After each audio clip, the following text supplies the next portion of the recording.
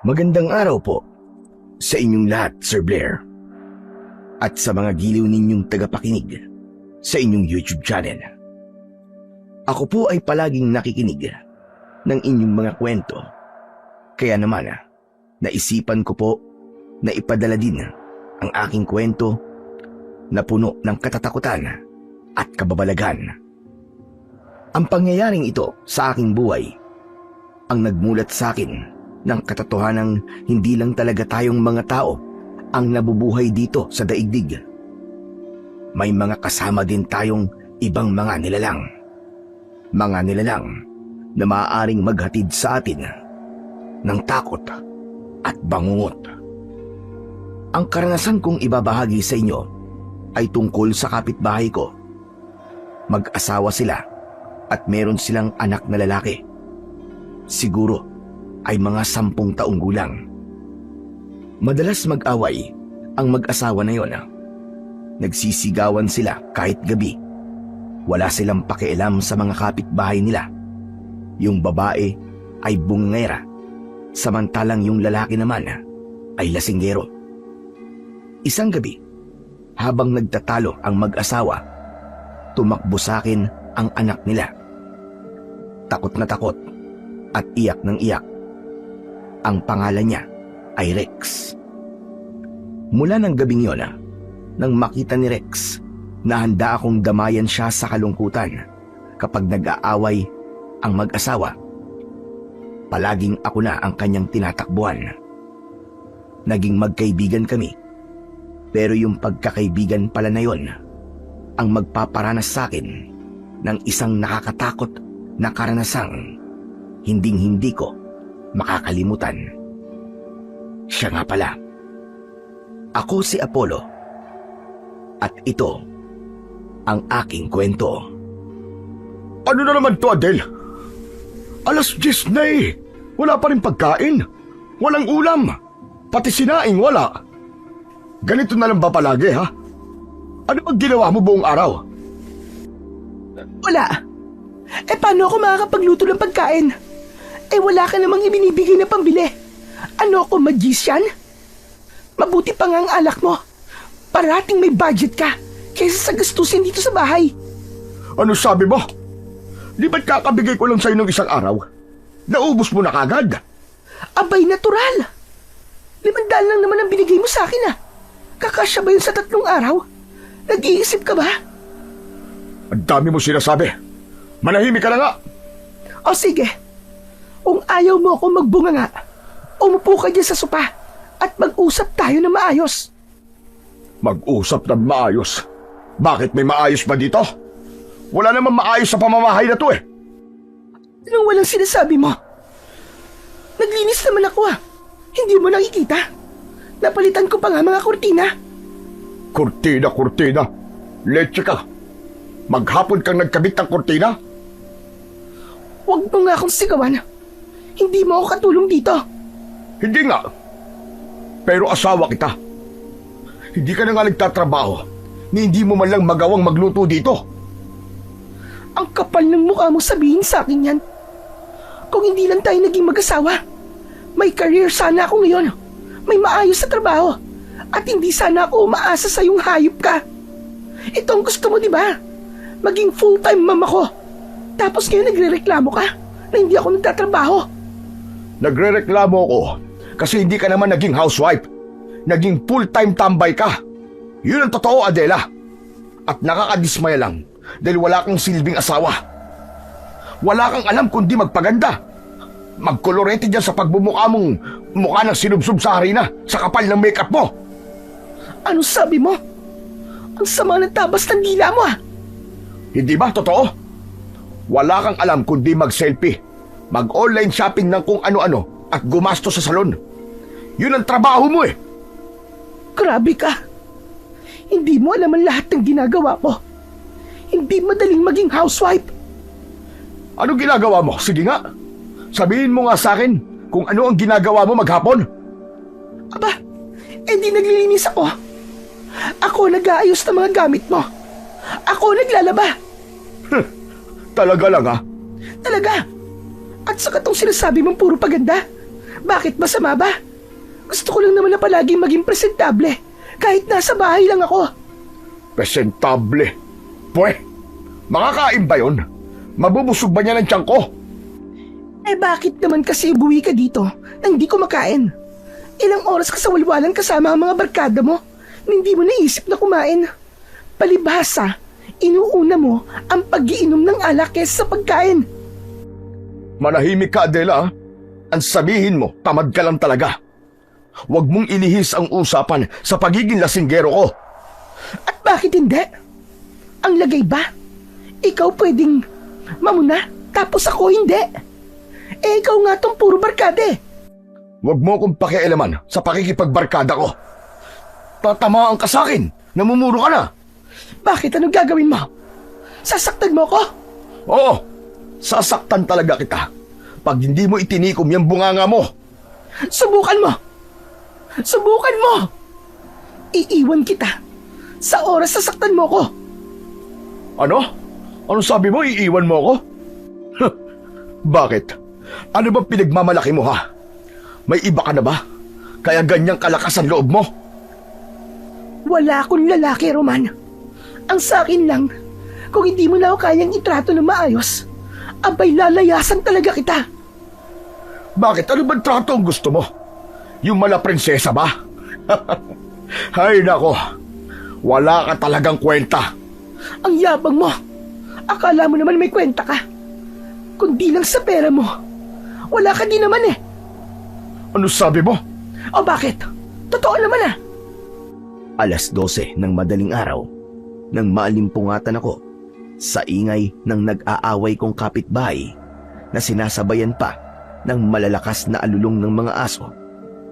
Ilang gabi na rin akong hindi nakakatulog dahil sa halos gabi-gabi silang nag-aaway. Kinuha ko ang aking unan at sinubukan kong itakip yon sa aking tenga. Ilang sandali ang lumipas ay biglang nanahimik ang paligid. Napabuga ko ng hangin dahil sa wakas ay maaari ko nang ituloy ang nabiting pagtulog. Ngunit bigla kong napabangon nang may marinig na parabang nagpapala ng lupa. Marahan akong lumipat sa bintana at bahagya ko itong ibinukas. Mula sa aking kinaroroonan ay tanaw na tanaw ko ang likurang bahagi ng bahay nila. Nakita kong naghuhukay si Roman. Maya-maya pa ay pumasok siya sa bahay at paglabas niya ay nakita kong pasan-pasan niya ang kanyang asawang si Adela na walang malay. Napatakip ako ng bibig nang dahil sa pagkabigla. Takot akong madamay sa ganong klase ng gulo pero hindi ko magawang umiwas ng tingin. Ilang sandali pa, nakita kong may hinugot mula sa kanyang bewang ang lalaki. Nanlaki ang mga mata ko nang makita kong kutsilyo yon at sa isang iglap lang, ilang beses na ibinaon ng lalaking ito sa katawan ng kanyang asawa ang kutsilyo. Kitang-kita ko kung paanong nangisay ang biktima, maging ang paghihiwalay ng kaluluwa nito sa katawang lupa niya. Pinanood ko ang ginawang paglapastangan sa katawan ni Adela. Nang matapos ang lalaki, isinako niya ito at ibinaon sa hukay ang bangkay ng kanyang asawa. Muntik pa ako mapasigaw nang makita kong biglang lumingon si Roman sa aking kinaroroonan.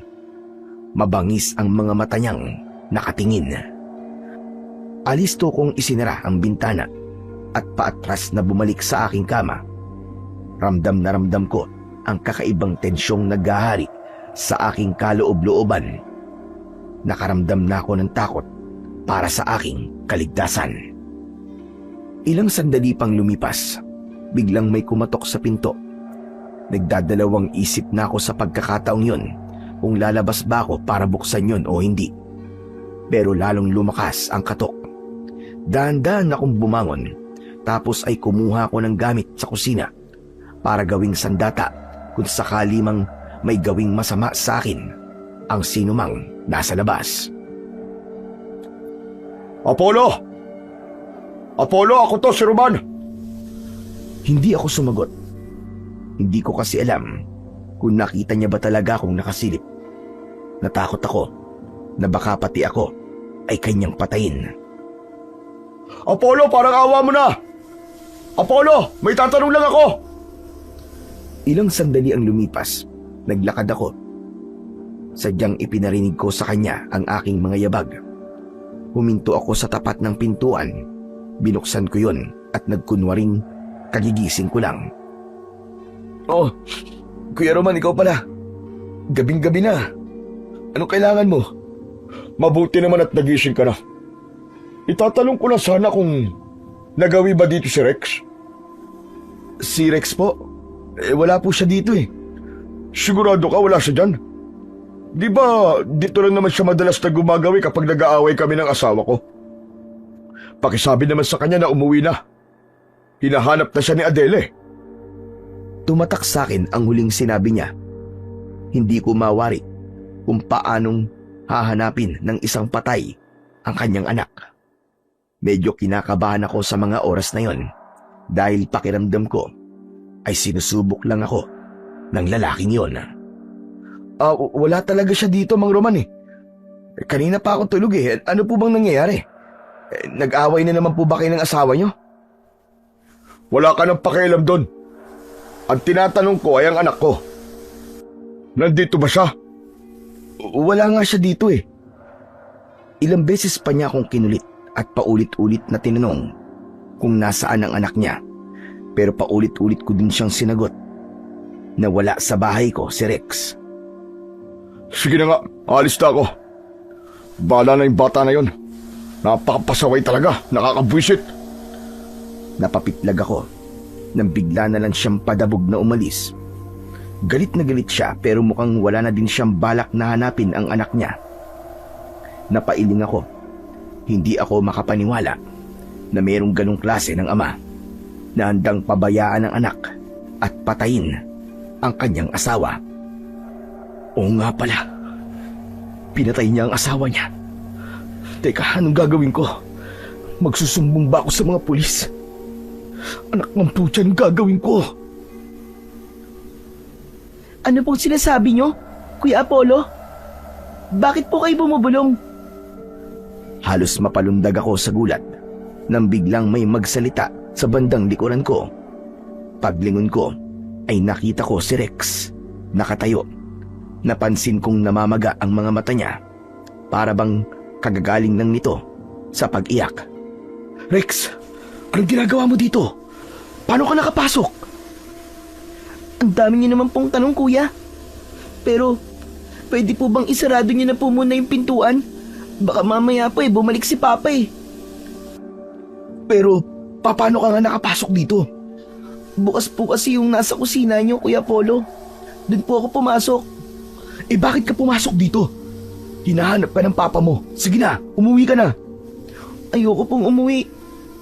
Araw-araw na lang po kasi silang nag-aaway. Kahit umaga nagsisigawan sila. Tapos paggabi ganun ulit. Napayuko siya. Nanginginig ang boses at pilit na pinipigil ang pag-iyak. At ano naman ang ginagawa mo kapag ganun? Wala po. Nasa kwarto lang po ako.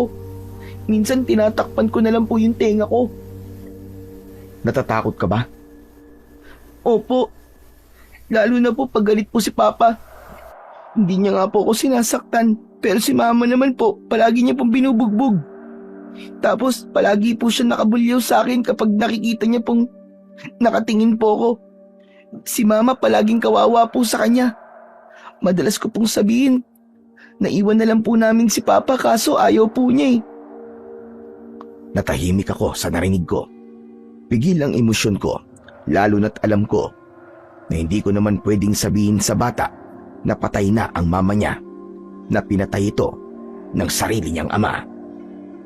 Kaso po, nagsasawa na po talaga ako. Parang gusto ko na munang umalis kahit saglit lang. Ibig mong sabihin gusto mo maglayas? Naiisip ko po minsan, pero siguro ngayon, hindi na muna ako magpapakita sa kanila. Baka sakali matahimik sila. Saan ka naman pupunta? Dito po. Ano? Hindi ka pwede dito. Baka pati ako madamay sa inyo eh. Pero wala naman po akong ibang mapupuntahan eh. Saka mas okay na po na dito ako. Para pag namimiss ko po si Mama, sisilipin ko na lang po siya sa bintana. Hinahanap ka na ng papa mo eh. Alam ko po. Pero gusto ko po muna ng katahimikan. Kahit ngayon lang po. O sige, dito ka muna. Pero bukas pag-uusapan natin ang pag-uwi mo ah. Hindi ka pwedeng magtagal dito. Aba, makukulong ako. Maawa ka naman. Bakit naman po kayo makukulong? Dahil minor de edad ka. Kapag nalaman ng papa mo na tinatago kita, pwede nila akong kasuhan. Baka mamaya sabihin nila kinidnap pa kita. Ganun ba yun? Ayoko po makulong kayo, Kuya Apollo. Lalo na't wala naman po kayong kasalanan. Ako naman po ang kusang pumunta dito eh. Alam ko. Pero hindi lahat ay maniniwala. Kung tahimik lang po ako, hindi naman nila malalaman na nandito po ako eh. Hindi ganun kasimple yun, Rex. Pag hinanap ka ng barangay o ng mga pulis, makikita ka nila. Mapapahamak ako. Hindi ko naman po kasi balak na lumayo. Gusto ko lang po ng pahinga. Pagod na po talaga ako sa pag-aaway nila eh. Nagsimula po yan 1 taon na. Mula po nang magkasakit si Mama. Ano? May sakit ang mama mo? Opo, isang kakaibang sakit po, Kuya. Anong ibig mong sabihin na kakaiba? Madalas po siyang lagnatin nun. Tapos biglang manghihina. Tapos lalakas bigla na para bang walang nangyari. Dinadala ba naman siya sa doktor para matignan? Opo, noon. Ilang beses din po. Ano naman sabi ng doktor? Wala po. Wala naman daw silang makitang may malalang sakit si Mama. Puro gamot lang po sa lagnat ang ibinibigay. Aba baka nga lagnat lang yun. Hindi po yung basta lagnat lang. Simula po kasi nung nagkasakit ng ganun si Mama, hindi na siya lumalabas kapag araw. Tapos lagi po siya nagkukulong sa kwarto kahit madilim na po. Ano pang nakita mo, Rex? Sige, sabihin mo lang. Sa oras na yon, medyo kinakabahan ako. Ang mga binabanggit ni Rex, alam ko ang mga bagay na yon. Narinig ko na yun dati sa tiyahin ko. Pero ayokong magbigay ng konklusyon. Ayokong mag-isip ng masama dahil mabait na babae si Adela. Minsan po nakita ko po siya sa kusina namin. Gabi po nun eh. Akala ko po umiinom lang siya ng tubig. Tapos? Hindi po tubig yung iniinom niya eh. Dugo po yung laman ng baso. Dugo? Sigurado ka bang dugo yun? Baka naman juice lang yun o kaya gamot. Sigurado po kung dugo yun, Kuya, kasi malapot po. Tapos nangangamoy malansa po sa kusina. Anong ginawa mo? Tumakbo na lang po ako sa kwarto. Nagtago po ako sa ilalim ng kumot. Ano pang mga napansin mo sa kanya? Kumakain din po siya ng hilaw na karne. Tapos ang bilis niya pong umata. Anong klaseng karne? Hindi ko po alam eh. Basta, mapulang-mapula po yun, parang hilaw. Talaga? Opo. Tapos po, kapag sinusumpong siya, nakikita ko po naglalaway siya. Mahaba po, saka malagkit yung laway. Hindi po napuputol kahit po gumagalaw siya. Para po siyang nauulol. Teka, alam ba ng mama mo na nakikita mo siya ng ganun? Hindi po. Nakasilip lang po ako sa may pinto eh. Nakakaawa po si Mama. Hirap na hirap po siya nun. Alam ba to ng papa mo? Hindi ko po alam. Palagi naman pong lasing yun eh. At parang walang pakialam sa amin ni Mama. Saka, may iba pa po akong napansin, Kuya Apollo. Ano yun, Rex?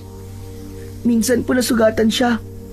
Nakita ko po, dinilaan lang po niya tapos gumaling na po kagad. Sa sandaling yon, hinilabutan talaga ako ng sobra.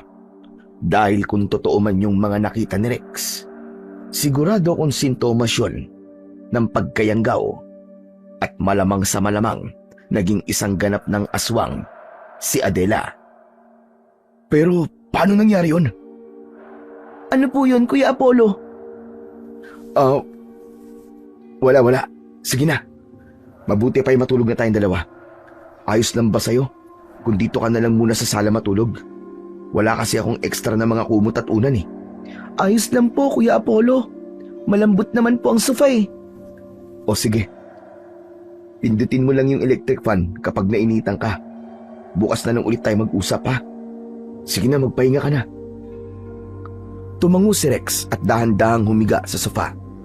Kinuha niya ang maliit na unan at niyakap yun. Saglit ko pa siyang tinitigan bago ako tumalikod. Naglakad na ako papasok sa aking kwarto at pagkatapos ay marahang isinara ang pinto. Pinatay ko ang ilaw at inilawan na lang ang isang maliit na ilaw sa sulok. Saka ako nahiga sa kama. Nakatitig lang ako sa kisame. Naghihintay na muling antukin. Pero nahirapan ako. Hindi lang dahil sa krimen na nasaksiyan ko kanina, kundi dahil sa pabalik-balik sa isip ko ang sinabi ni Rex. Bata pa siya, pero ang bigat na ng dala niya. Nahirapan talaga akong makatulog. Yung mga mumunting ingay sa gabi tulad ng tiktak ng orasan ay parabang napakalakas sa aking pandinig. Maingay. Kaya naman bumangon ako at sumilip sa pinto. Nakita kong nakatagilid si Rex sa sofa. Yakap ang unan. Payapa ang itsura niya.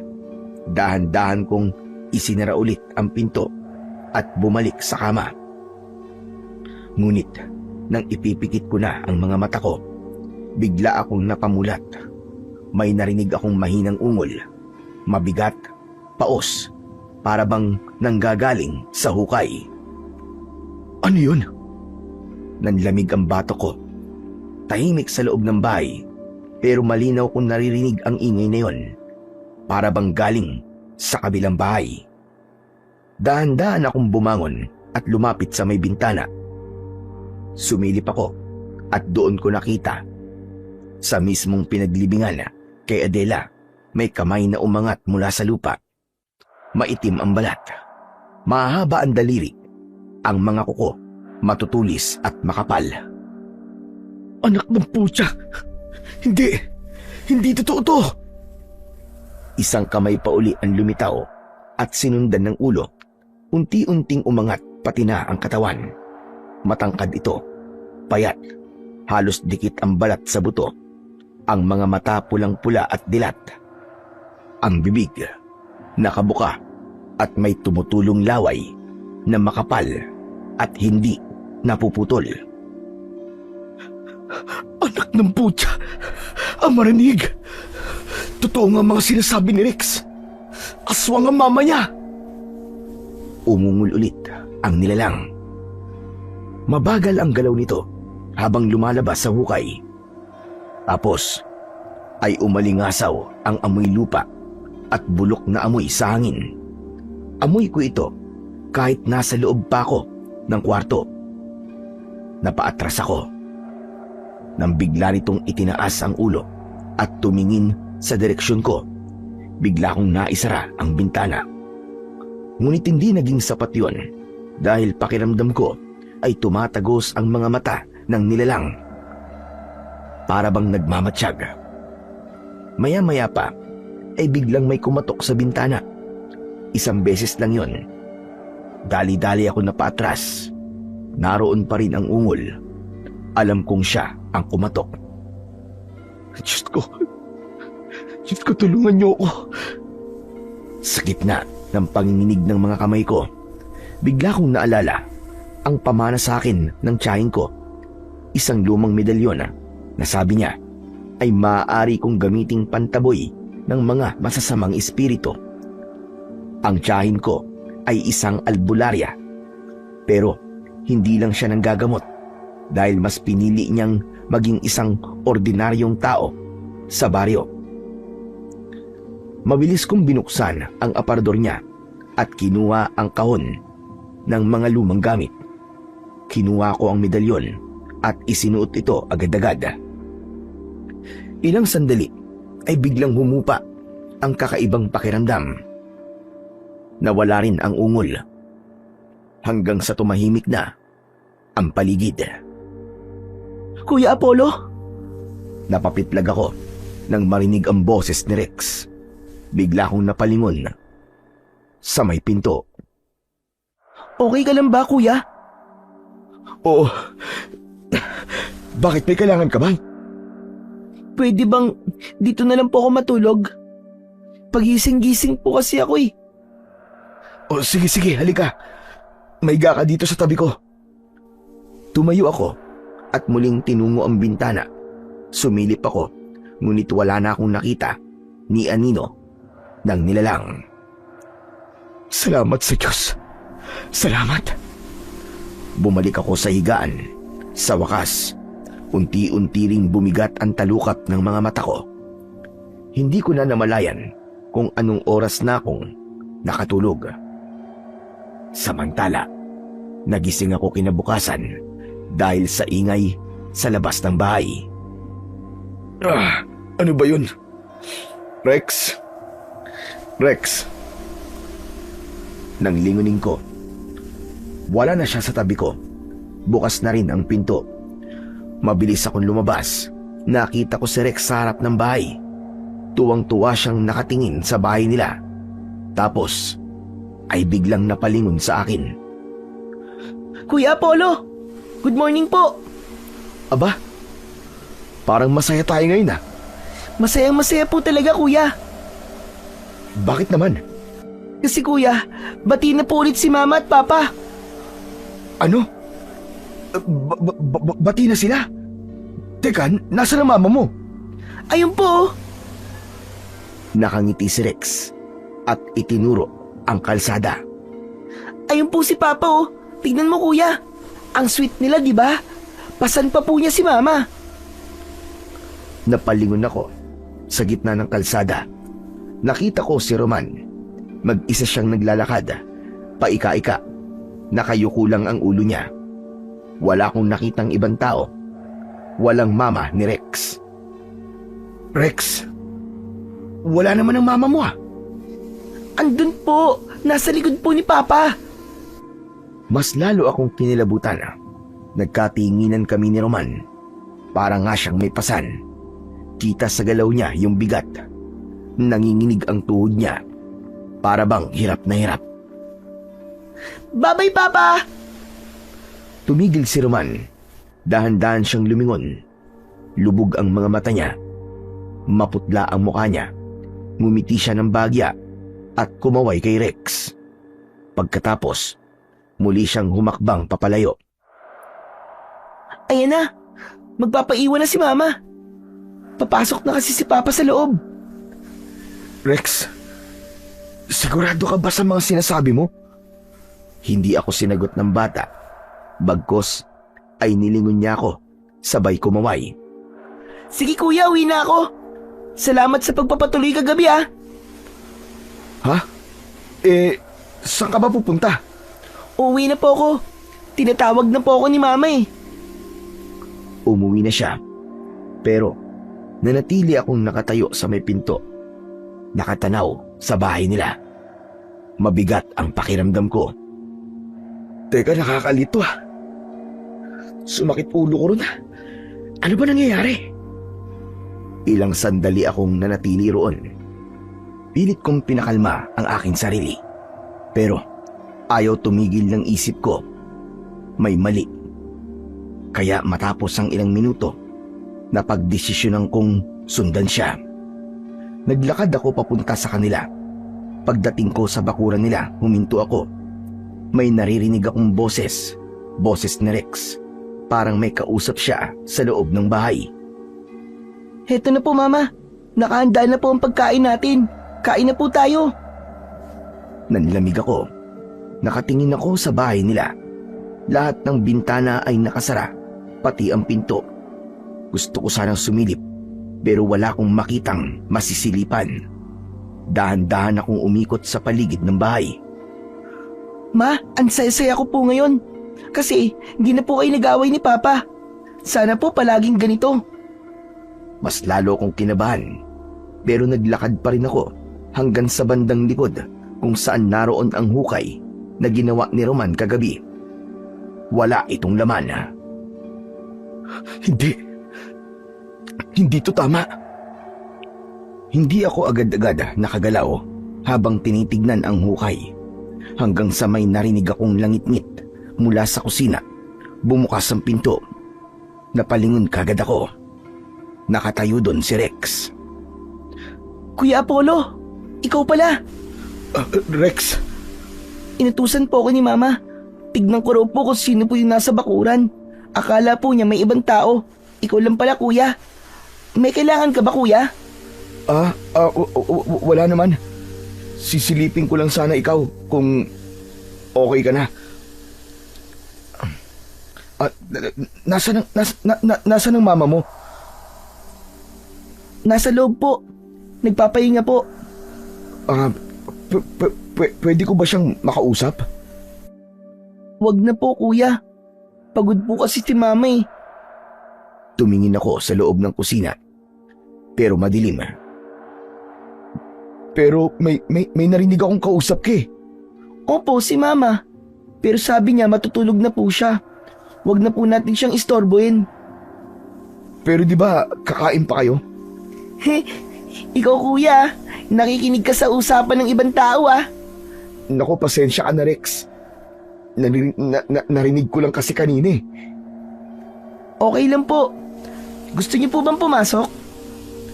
Hindi ako makasagot kagad. Ang daming tanong sa isip ko. Pero lahat yon ayaw lumabas sa bibig ko. Wag na, Rex. Di ba sabi mo magpapahinga ng mama mo? Aalis na lang ako. Sinilip lang naman talaga kita. Sige po, kuya. Okay po. Ngumiti siya at dahan-dahang isinara ang pinto. Naiwan ako nakatayo sa bakuran ng ilang sandali bago ako tuluyang umuwi. Samantala, pagdating ng gabi, nang nakahiga na ako, ayaw akong dalawin ng antok. Maya-maya pa, may narinig akong sigaw. Boses ni Roman. Bigla akong napaupo at pinakinggan ang lalaki. Nag-alala kasi ako kay Rex at baka siya na ang pinagbubuntanan ng galit ng lalaki. Tulad kasi ng dati, lasing na naman ito. Tama na! Naririnig mo ba ako? Tama na! Ayoko na! Anong ayaw mo na? Nagsisimula pa lang ako, Roman! Napahigpit ang hawak ko sa kumot. Malinaw kong narinig ang boses ni Adela ng gabing yon. Pagod na ako, Adela! Tama na! Eh kung ayoko, magdurusa ka, Roman, sa ginawa mo sa akin! Kailangan kong gawin yun. At paulit-ulit kong gagawin yun. Para sa anak natin. Para sa anak? Kailan pa naging para sa anak ang pumatay? Hayop ka, Roman. Pinatay mo ko. Sige, subukan mong ulitin yun at papatayin din kita. Idadamay ko lahat dito. Pati na ang anak natin. Walang hiya ka. Totoo nga. Hindi na talaga ikaw ang asawa ko. Si Adela, mahal na mahal niya si Rex. At hindi niya magagawang pagbanta ng sarili niyang anak. Manahimik ka! Demonyo ka na! Naririnig mo ba, ha? Demonyo ka! Bigla kong tinakpan ng unan ang mga tenga ko. Tapos ay napapisil ng ulo habang napapabulong sa sarili. Tumigil na kayo. Tumigil na kayo. Pero mas lalo pang lumakas ang sigawan. Ikaw ang nagdadala ng lahat ng kamalasan dito, Adela. Ikaw ang sumpa sa buhay ko. Pinatay mo ako. Ikaw ang nagtulak sa akin na gawin ito. Ginawa ko yun dahil yun ang tama. Hindi ka na sana bumalik. Sana nanatili ka na lang sa ilalim ng lupa. Maya-maya pa, sa kalagitnaan ng bangayan nila, may narinig akong isang malakas na kalabog. Parang may inihagis na mabigat na bagay. Sumunod nito ang isang sigaw na hindi ko maintindihan kung galit o nasaktan. Mas lalo kong tinakpan ang mga tenga ko. Nanginginig na ang buong katawan ko sa takot. Diyos ko, tama na. Lumayas ka sa bahay ko! Lumayas ka, demonyo ka! Hindi ako aalis! Dito lang ako! At mananatili akong bangungot mo! Habang buhay! Walang hiya ka, Adela! Walang hiya ka! May narinig akong malakas na iyak. Boses ng bata. Mama! Papa, tama na po! Rex! Bigla akong napalakad, papalapit sa may bintana at sumilip doon. Nag-alala kasi ako para kay Rex, ngunit wala akong makita. Sarado ang mga bintana nila at di maaninag kung ano ang nangyayari sa loob. Manahimik ka! Bumalik ka nun sa loob! Ayoko po! Please po, Papa! Huwag niyo na pong awayin si Mama! Hayaan mo na ang bata dito para makita niya kung gaano ka kasama! Tumahimik ka! Hindi ako demonyo dito kundi ikaw! At ikaw, Rex! Sige na! Pumasok ka na doon sa loob! Pumasok ka! Napaupo ako sa saig. Nangingilid ang luha ko. Hindi ko na alam kung ano ang nangyayari at hindi ko alam kung ano ang gagawin. Nagpatuloy ang malalakas nilang sigawan. Maya-maya pa ay naisip kong kunin ang aking telepono at sinubukan tumawag sa istasyon ng pulis. Ngunit pagkatapos kong gawin yon, biglang tumahimik. Ilang sandali matapos ang tawag, may narinig akong tunog ng sasakyan. Dumating ang mga pulis. Sumilip ako. Naroon na sila sa harap ng bahay ni Roman. Kumatok sila sa pinto. Ilang segundo ang lumipas bago ito bumukas. Lumitaw si Roman. Ano po yun? May problema po ba? Narinig kong ipiniliwanag ng pulis ang reklamo. Umiling si Roman. Wala naman po kaming problema. Tahimik po dito. Oh. Sino ba yung nagsumbong na yan? Natahimik ang mga pulis. Tulog nang mag-ina ko, kanina pa. Isa sa mga pulis ang nagtanong kung pwede nilang makita. Sumagot si Roman sa pulis nang hindi nagtataas ng boses. Naku sir, wag na po sana. Mangyaring may sakit po ang asawa ko. Kapag nagising po, baka lalala na naman. Nagkatinginan ang mga pulis. Tila iniisip ang gagawin. Siguro sir walang magawa ang kapitbahay ko na yan na nagsumbong sa inyo.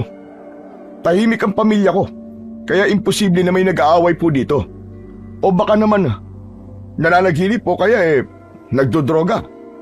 Dapat ho siya ang pinupuntahan nyo at hindi ako. Tahimik lang ako nakasilip mula sa loob ng bahay ko. Gusto kong lumabas, gusto kong magsalita at sabihin ng lahat ng narinig ko. Pero pinigilan ko ang sarili ko.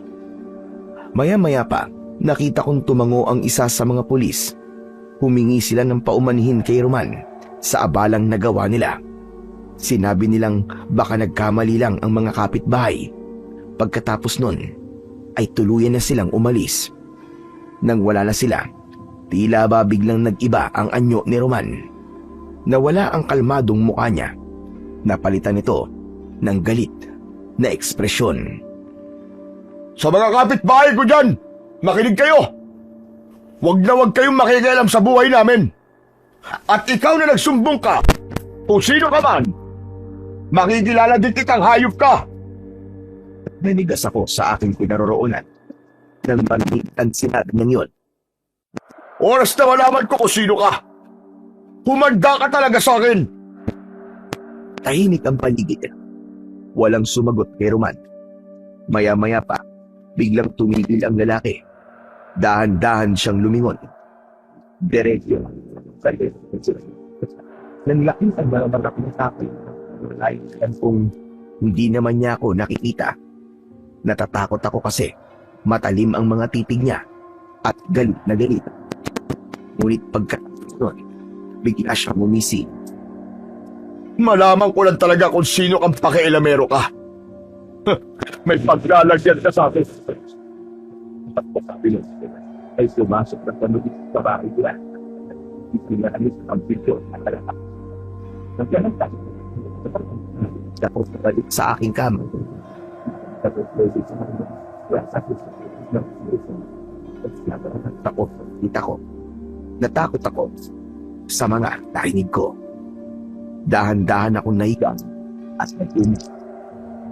Ilang araw ang nakalipas, tahimik lang ang kabilang bahay. Hindi ko na rin nakikitang lumalabas pa si Rex. Tanging si Roman lang ang lumalabas kapag pumapasok ito sa trabaho. Kinakabahan ako para sa bata. Naisip ko na baka napahamak na ito sa kamay ng kanyang tatay. Ngunit imbis na alamin ang kalagayan niya, nanatili lang akong tahimik at hindi lang dahil sa takot ko kay Roman. Ngunit isang araw, may tupag sa pinto ko. Pagbukas ko, si Rex ang nakita ko. May outs itong isang lumang bag. Kuya Apollo, ako dito. Hindi na ako nagtanong pa at nagiging siyang pinapasok. Halika, please. Maghapon siyang tumambay sa bahay ko. Tahimik lang siya nung una. Palaging tulala. Pero kalaunan ay naglaro din. Paminsan-minsan siyang tumatawa. Pero halata pa rin ang lungkot sa kanya mga mata. Habang abala siya, hindi ko maiwasang pagmasdal siya. Magulok ang buhok niya. Marungis ang mukha at parang ilang araw nang hindi naliligo. Napansin ko rin ang mahahabang sa sakit niya. Halatang napapabayaan na siya. Rex, kailan ka huling naligo? Hindi ko na po alam, kuya eh. Kumirot ang dibdib ko nang marinig ko yon. Lumapit ako sa kanya at hinagod ang likod niya hanggang sa hindi ko na napigilan ang sarili ko. Niyakap ko siya ng maigpit. Ramdam ko ang payat niyang katawan.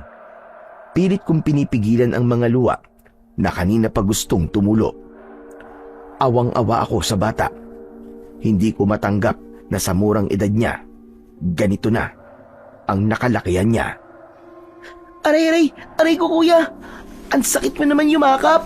Naku, pasensya na Rex. Medyo napaigpit nga yata. Okay ka lang? Opo, okay lang naman po. Napansin kong parang lalong lumungkot ang mga mata niya.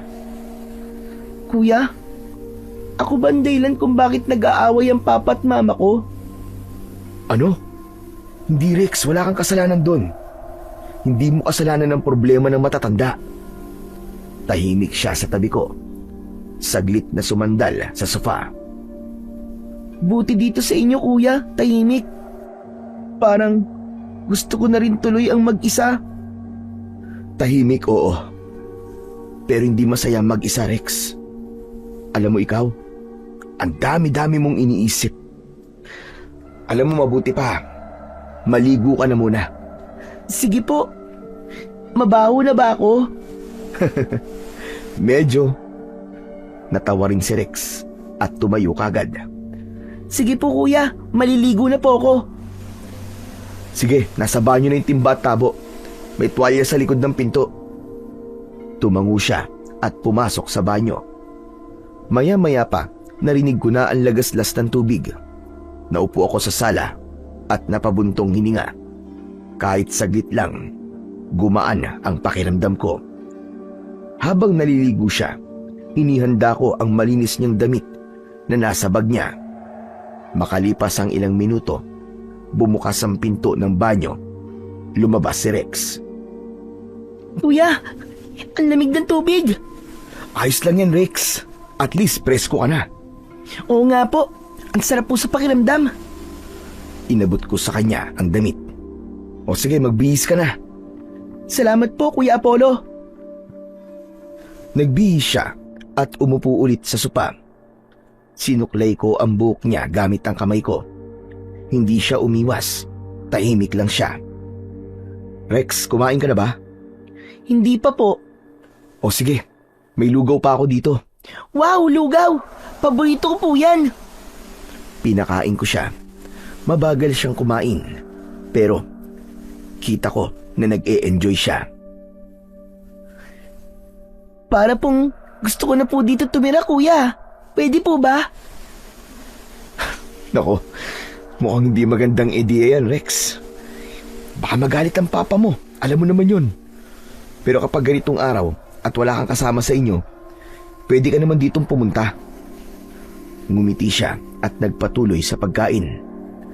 Makalipas ang ilang oras, inantok na rin siya. Humiga siya sa sopa at hindi nagtagal ay nakatulog ng maimbing. Lumapit ako kay Rex at naupo sa tabi niya. Hindi ko namalayan na nakatulog na rin pala ako. Gabi na nang magising kaming dalawa. Nako, hindi ko namalayan na. Gabi na pala. Oo nga po, Kuya Apollo. Uuwi na po ba ako? Kumain na muna tayo. Saka kita ihatid. Siya nga pala. Yung mama mo, kumusta na siya? Nasa kwarto lang po siya palagi. Hindi po siya lumalabas. Tulog na tulog po. Ganun ba? O siya, tara na doon sa kusina. Ipinagluto ko siya ng pansit kanton at pinakain. Pagkatapos ay inayos ko ang gamit niya. Nang matapos, saka ko siya inayang lumabas. Tara Rex, ihatid na kita. Sige po, Kuya. Salamat po. Walang anuman. Huwag mong isipin yun. Lumabas kami ng bahay. 8:00 na halos ng gabi. Bukas ang mga ilaw sa kalsada. Ganon din sa ibang malalapit na bahay. Lahat maliwanag, maliban sa bahay ni na Rex. Pagbukas ni Rex ng pinto, katahimikan ang sumalubong sa amin at para bang walang tao. Pumasok siya kaya sumunod ako. Kinapa ko ang switch ng ilaw sa sala. Nang bumukas ang ilaw, halos mapasigaw ako sa gulat. May tao sa sofa. Magkadikit. Hubad ang pang-itaas. Kitang-kita ang ginagawa nila. Napahinto kaming lahat. Parang tumigil ang mundo sa isang iglap. Ilang segundo, bigla kong hinila si Rex palapit sa akin at sabay kaming tumalikod. Tinakpan ko kagad ang mga mata niya gamit ang 2 kamay ko. Huwag kang lilingon, Rex! Kuya! Huwag! Roman, pasensya ka na. Hindi namin alam na may tao pala. Ihahatid ko lang talaga sana si Rex. Mabilis na gumalaw ang lalaki.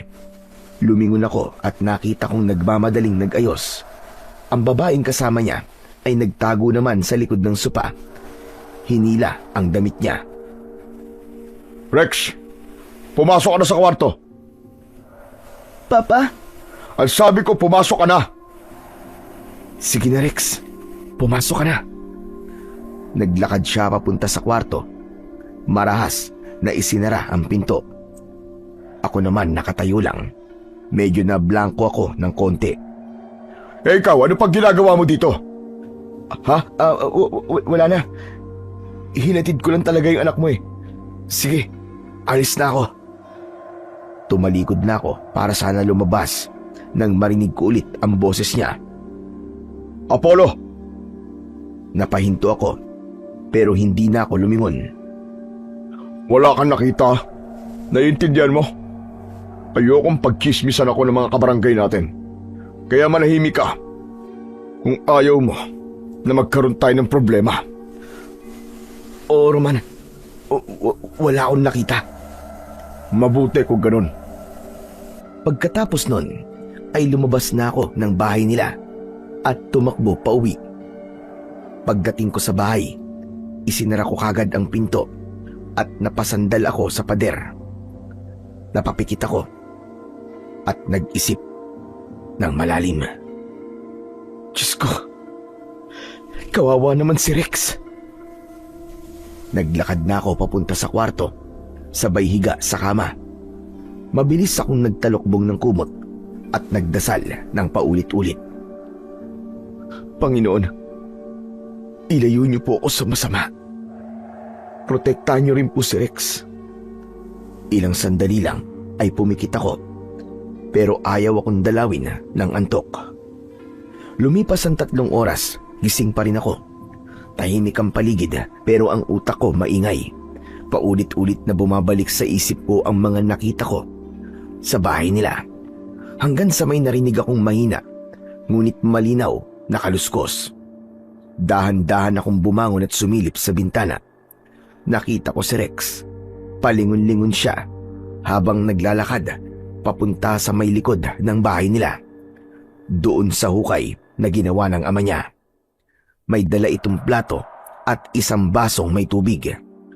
Umupo siya sa tabi ng hukay at maingat na inilapag ang dala. Tumingala siya sa langit. Kita ko ang pag-angat baba ng balikat niya na parabang umiiyak siya. Ilang sandali pa, matapos niyang mailapag ang dala niya, bumalik na siya sa loob ng bahay nila. Tinignan ko ang orasan, malapit nang mag-alas 12 ng madaling araw. Muli akong sumilip. At sa muli kong pagtingin sa bakuran nila, biglang may lumitaw na naman sa hukay. Isang maitim na kamay.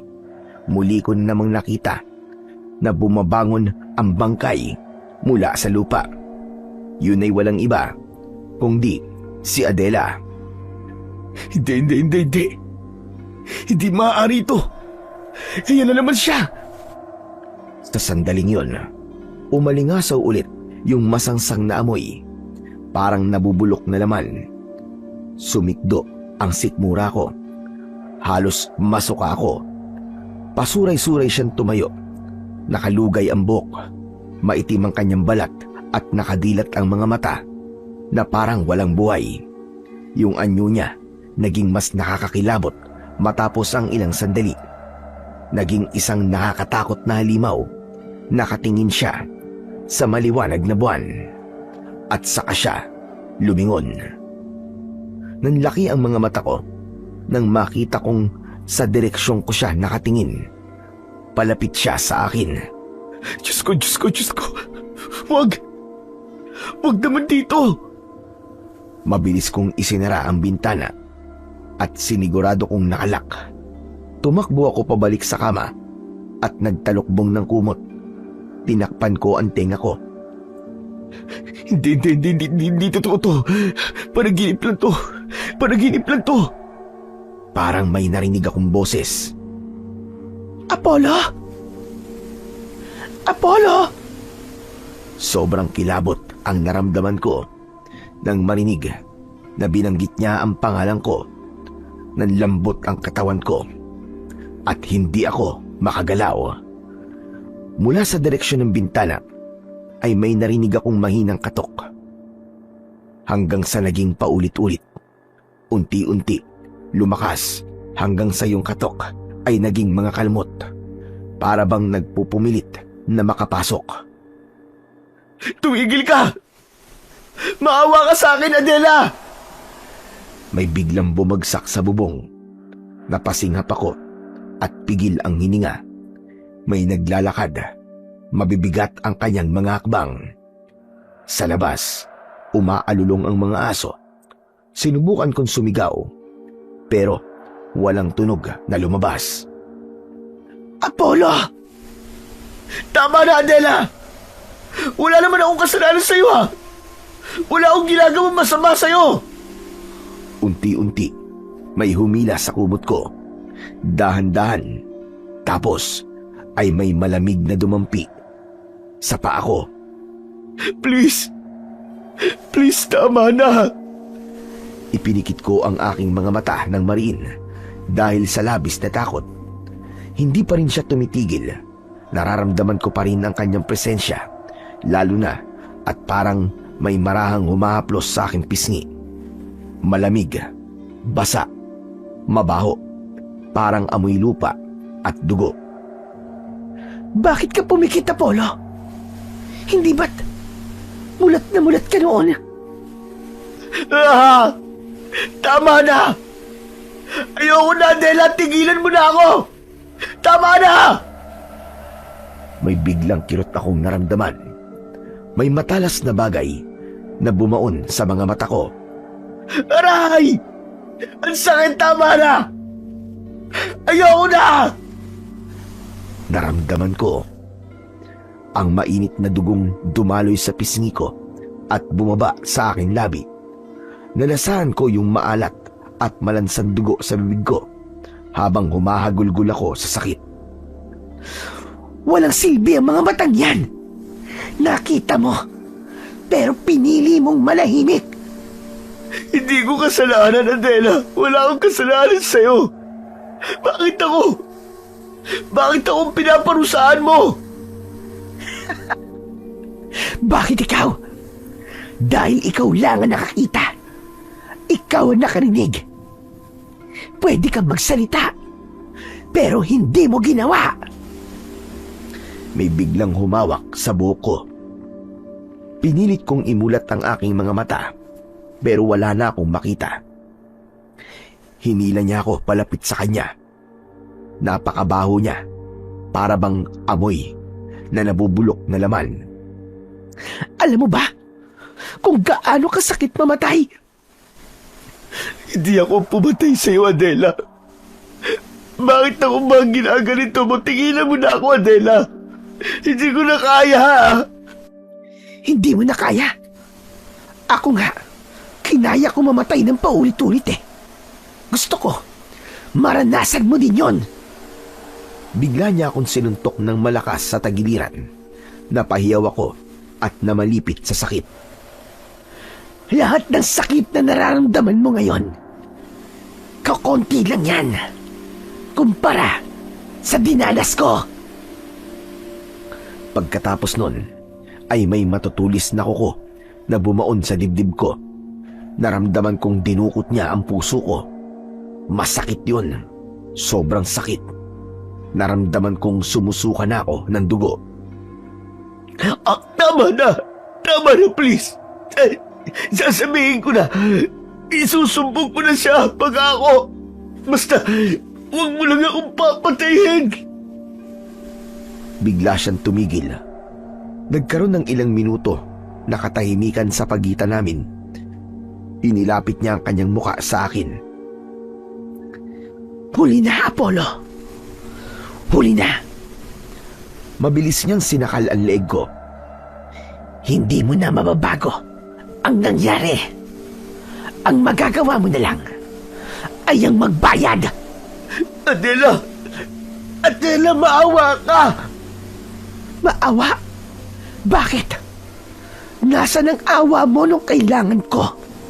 Ni hindi mo nga ako tinulungan. Bigla niyang binitiwan ang leeg ko.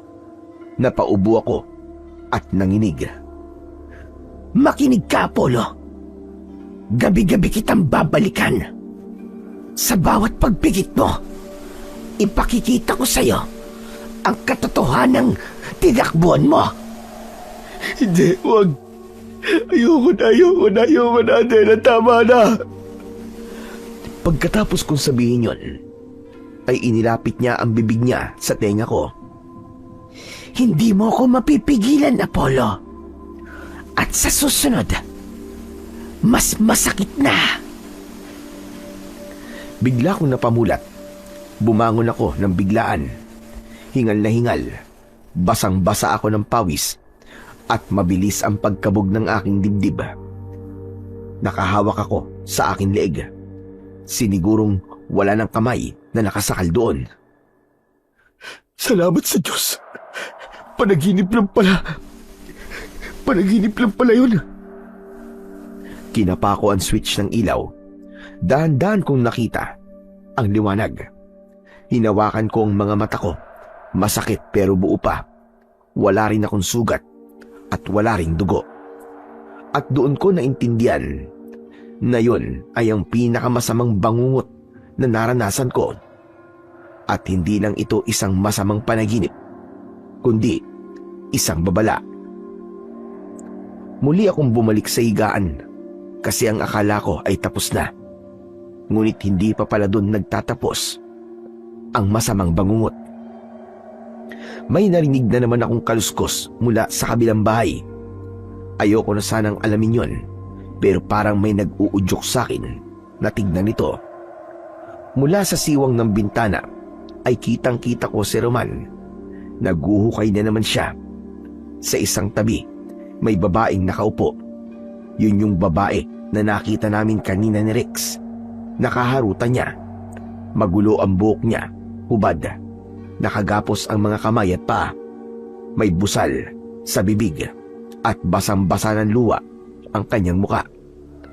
Nang matapos magukay, ay lumapit si Roman sa babae Nilalaro niya sa kamay ang isang matalas at mahabang kutsilyo. Umiiling ang babae, umiiyak. Pero ang lalaki, imbis na maawa, ay ngumiti pa. Sa isang iglap, mabilis niyang pinagsasasaksak ang babaeng yon hanggang sa tuluyang mapahandusay sa lupa. Diyos ko! Ano ba to? Bakit ganito? Tama na! Tama na, please! Si Roman ay nakatayo lang doon. Matapos niyang maihulog sa hukay ang babae, walang bahid ng pagsisisi sa mukha niya. Para lang itong karaniwang gawain para sa kanya. Doon ako lalong natakot. Hindi ko maintindihan kung bakit niya o paano niya nagagawa yun. Hindi ko rin maintindihan kung bakit paulit-ulit kong nasasaksihan ang ganitong tagpo. Ano bang kasalanan ko? Ano ba? Bakit ako nakakakita? Bakit ako na lang palagi? Nangilid ang luha ko.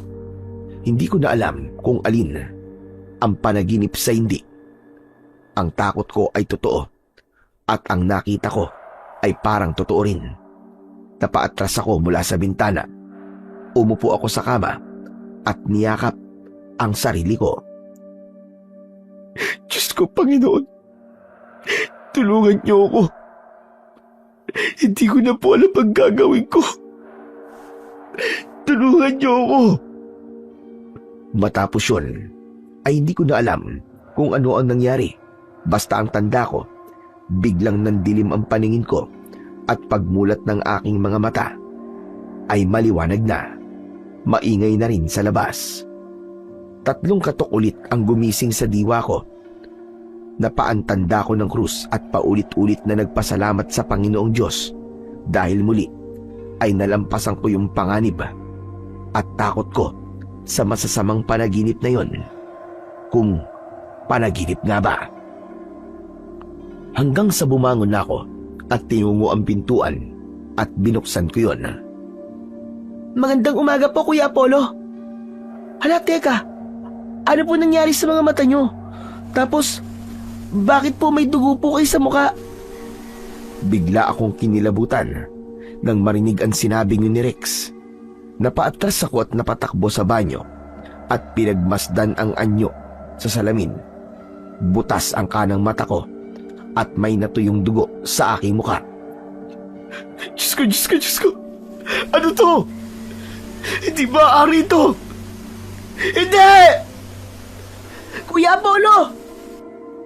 Sunod-sunod ang katok na ginawa ni Rex, pero hindi ko siya pinagbuksan ng pinto.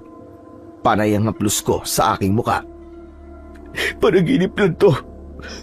Panaginip na naman to! Muli ako napatingin sa salamin at nakita ko na wala ng dugo. Bumalik na din sa dating ayos ang aking mga mata.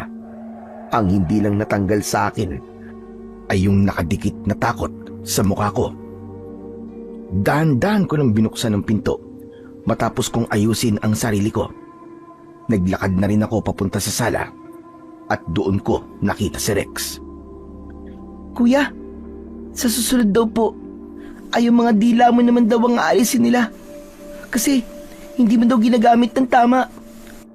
Puputulin daw yan. Saka yung 2 mga mata mo, parehas na dudukutin. Ano? Anong sinasabi mong nila? Yan po, oh. Andyan po sila sa likod nyo nakatayo. Galit na galit sila sa'yo, Kuya Apollo. Bakit daw ayaw mo magsalita? Sa narinig kong yon, parang bigla kong naging upos na kandila.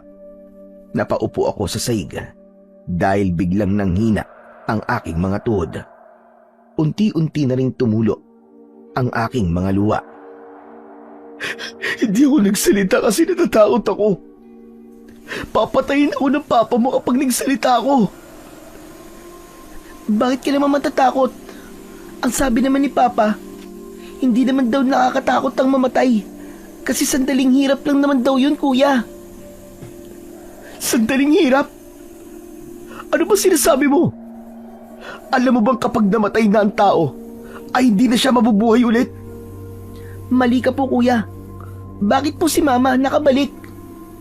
Lumapit sa akin si Rex at niyakap ako ng maigpit. Gawin mo kung ano ang tama. Ibigay mo sa amin ang hustisya. Hustisya ang kailangan namin, Apollo.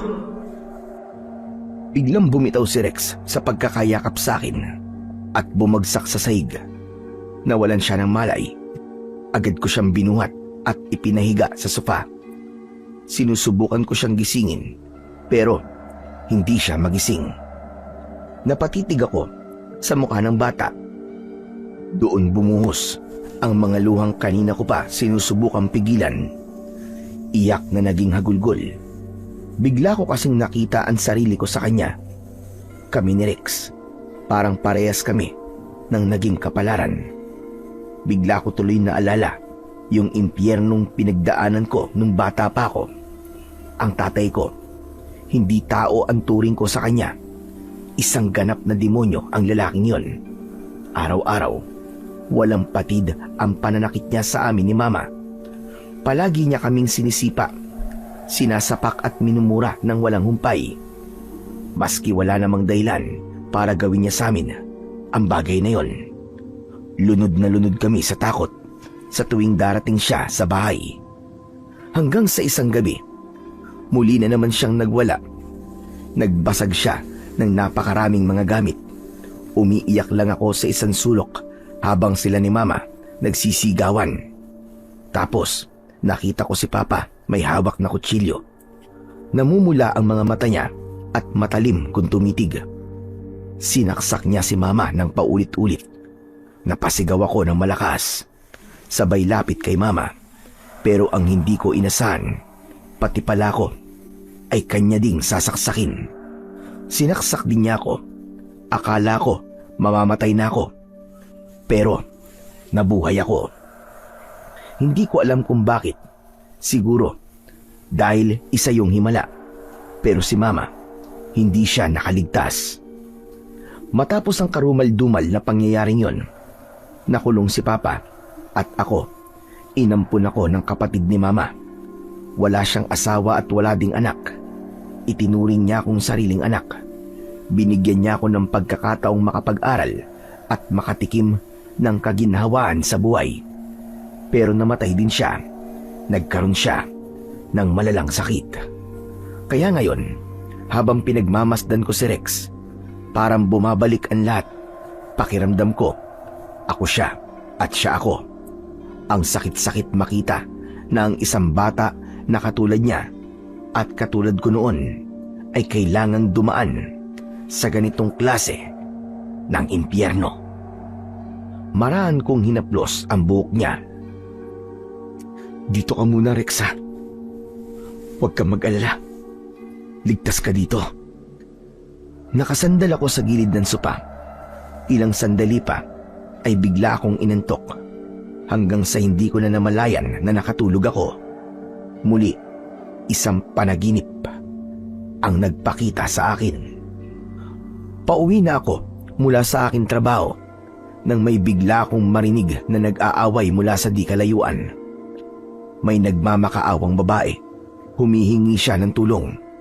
Hinanap ko siya hanggang sa nakita ko sila sa likod ng kakahuyan. Walang ibang tao sa lugar na yon, lalo na't medyo malalim na ang gabi. Nag-OT kasi ako ng araw na yon. Kitang-kita ko na may hawak na kutsilyo si Roman at walang awa niyang sinasaktan ang babae. Hindi ko siya kilala. Umiiyak ang babae. Nakaluhod sa lupa. Paulit-ulit na nakikiusap. Pero parang bingi si Roman. May hawak na kutsilyo. Galit na galit siya. Sa isang iglap ay pinagsasasaksak niya ang dalaga hanggang sa tuluyan na itong bumagsak sa lupa. Bigla akong napasigaw. Wag! Tumingin sa direksyon ko si Roman. Ikaw? Anong ginagawa mo dito? Nakita mo ba, ha?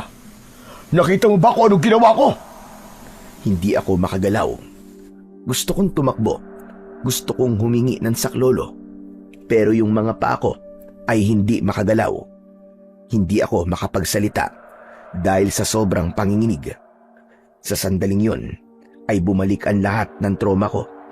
Parang naging replay ng gabing pinatay ng tatay ko ang nanay ko. Para akong bumalik sa pagiging isang batang walang laban. Nilamon ako ng matinding takot na baka pati ako ay papatayin ni Roman. Dahan-dahang lumapit ang lalaki sa akin. Makinig ka sa akin, Apollo. Huwag kang magsasalita. Wala kang nakita. Nagkakaintindihan ba tayo? Oo. Oras na magsalita ka. Itutumba kita. At hindi lang yon. Lahat ng mga tao dito idadamay ko. Lahat sila papatayin ko. Pati si Rex. Idadamay ko lahat. Gagawin kong impyerno mga buhay ninyo. Bago ko kayo ilibing ng buhay. Kaya kahit ano nakita mo, itikob mo yung bibig mo. Nagkakaintindihan ba tayo? Wala akong nagawa ng mga sandaling yon, kundi ang tumango. Ang demonyong nasa harap ko ay hindi na iba sa demonyong pumatay sa nanay ko noon. Kuya Apollo! Kuya! Kuya Apollo, gising! Kanina pa po kayo sumisigaw habang tulog. Napabalikwas ako nang marinig ko ang boses ni Rex. Gising na pala siya. Napahawak ako sa maliit niyang kamay. Ang mukha niya ay punong-puno ng takot at pag-aalala. Bigla ko tuloy siyang nayakap ng sobrang higpit. Rex! Nandito lang si Kuya. Hindi kita pababayaan. Hindi kita pababayaan. Kuya, teka, nasasaktan po ako. Bakit po ba kayo umiiyak? May masama po bang nangyari? Hindi ko siya magawang sagutin. Sobrang madilim ang panaginip ko na yon para ikwento ko sa kanya. Pero alam kong hindi lang panaginip ang lahat. Totoong nangyari yon. Pinatay ni Roman ang isang dalaga na hindi ko kilala bago pa man magkasakit ang asawa niyang si Adela. Napabuntong hininga ako at pilit kong pinakalma ang boses ko. Wala, Rex. Wala. Masamang panaginip lang. Huwag mo nang isipin yun. Pero hindi pa man humuhupa ang kaba sa dibdib ko. Biglang may malakas at marahas na kalampag sa pinto. Apollo! Apollo, buksan mo itong pinto! Boses yun ni Roman. Halatang languna naman ito sa alak. Biglang humawak sa braso ko si Rex. Ang kanyang mga mata ay nanlalaki sa sobrang takot. Kuya Apollo, si Papa po, galit na naman po siya. Relax ka lang, Rex. Huwag ka matakot. Hindi kuya, kailangan ko nang umuwi. Baka mas lalo akong saktan kapag hindi po ako lumabas eh. Hindi, Rex. Huwag ka munang aalis. Dito ka lang muna. Apollo! Ano ba? Buksan mo itong pinto! Nandiyan ba si Rex? Ilabas mo ang anak ko! Wala dito si Rex. Sandali lang at may ginagawa ko! Anong wala dyan si Rex? Naku, Apollo! Huwag mo akong sangarin! Nabibwisit na ako! Sumigaw ulit si Roman. Sabay sipa sa pinto na tila gusto niya na itong gibain. Rex, makinig ka. Magtago ka sa likod nitong sopa. Ngayon na, bilisan mo. Huwag kang gagawa ng kahit na anong ingay, ha? Kahit na anong mangyari, kahit na anong marinig mo, huwag kang sisilip o lalabas. Nagkakaintindihan ba tayo? Nanginginig na tumango si Rex at mabilis na gumapang patago sa likod ng sofa. Agad na sumunod si Rex. Ako naman ay dahan-dahang lumapit sa pinto para buksan ito.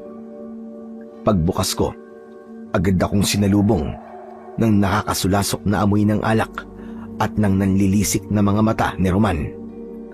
Pulang-pula ang mga mata niya. Sa pagkakataong yon, may palagay ako na hindi lang siya kargado ng alak, kundi pati na rin ng droga. Nasaan ang anak ko, ha? Apollo, wag mo ko subukan. Alam kong nandito si Rex. Roman, teka lang, wala siya rito. Kanina pa siya umuwi.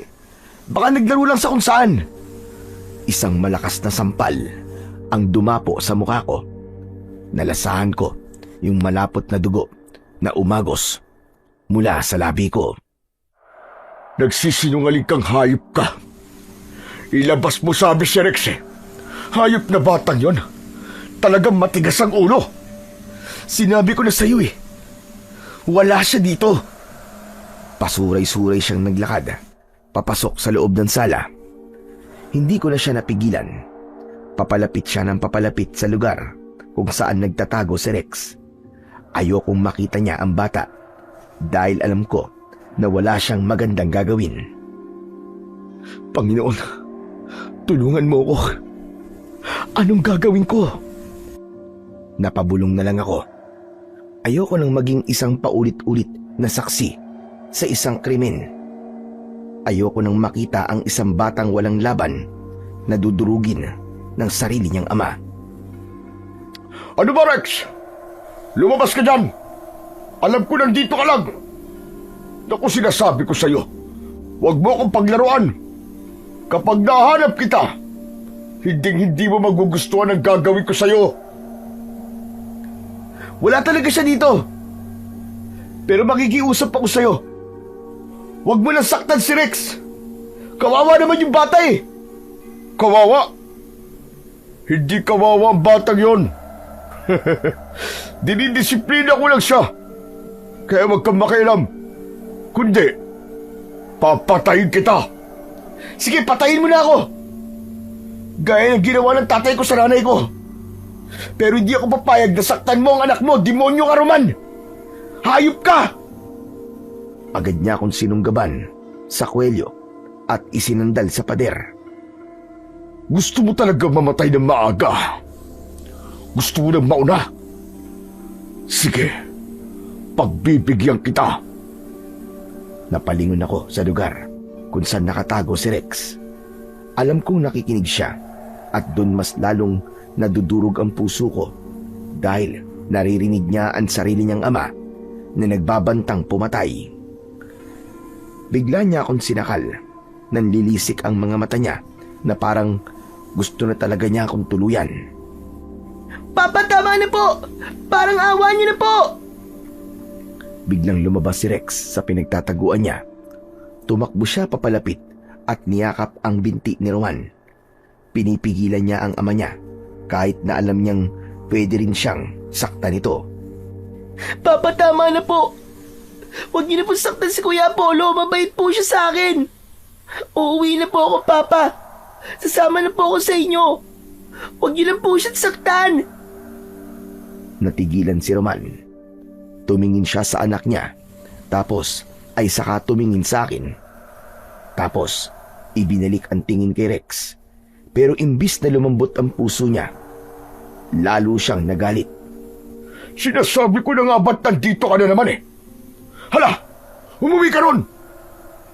Roman, nakikiusap ako sa'yo. Huwag kang bata. Anak mo yan eh. Manahimik ka! Huwag kang makialam dito! Huwag! Kuya Apollo, tama na po.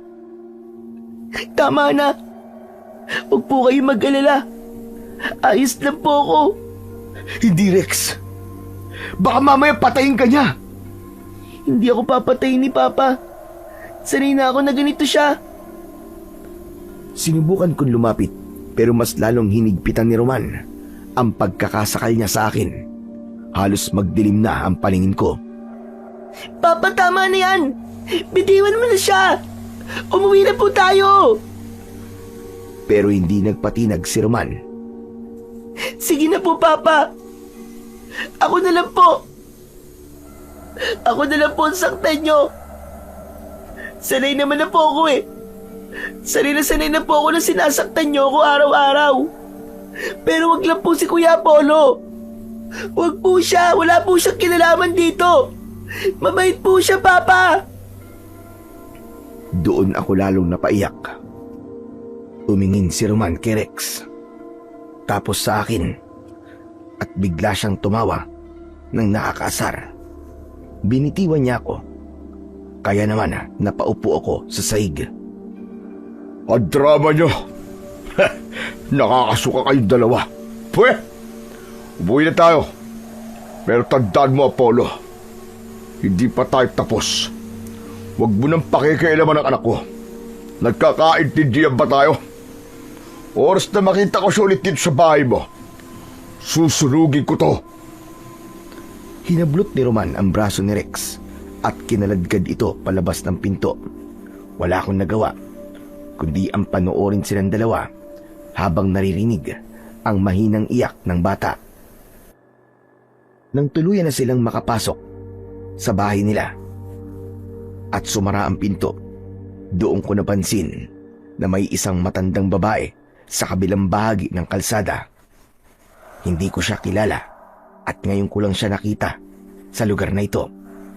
Nakakatakot ang kanyang anyo. Sobrang payat niya. Halos butot balat na ang kanyang mga braso na nakalawit sa suot niyang kupas at maruming duster. Ang puti niyang buhok ay magulo, pero ang mas nakakatakot sa kanya ay ang kanyang mga mata. Kahit medyo malayo ako, ramdam ko yung tindi ng titig niya. Diretso sa bahay ni Roman. Masama ang tingin niya, puno ng galit at parang may balak na hindi maganda. Hindi siya gumagalaw na parang estatwa. Sino kaya siya? Sino kaya ang matandang yun? Biglang may dumaan na sasakyan. Paglampas nito, wala na ang matanda. Naglaho siyang parang bula. Hindi ko alam kung namamanikmata lang ba ako o sadyang nababaliw na ako sa dami ng mga naririnig at nakikita kong kababalagan. Mabilis akong pumasok sa loob ng bahay at hindi na ako muling lumabas. Inilak ko ang lahat ng pinto at bintana.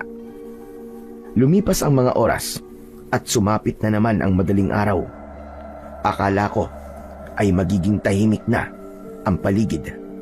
Pero nagkakamali ako. Muling nabasag ito sa boses ni Roman at ni Adela. Nag-aaway na naman sila at mas malala ito kaysa dati. Hayop ka, Roman! Anong ginawa mo sa anak natin? Bakit mo sinaktan si Rex? Wala ka talagang puso. Pati sarili mong anak, pagbubuntulan mo ng galit. Wala kang pakialam. Huwag mo akong pagsalita ng ganyan.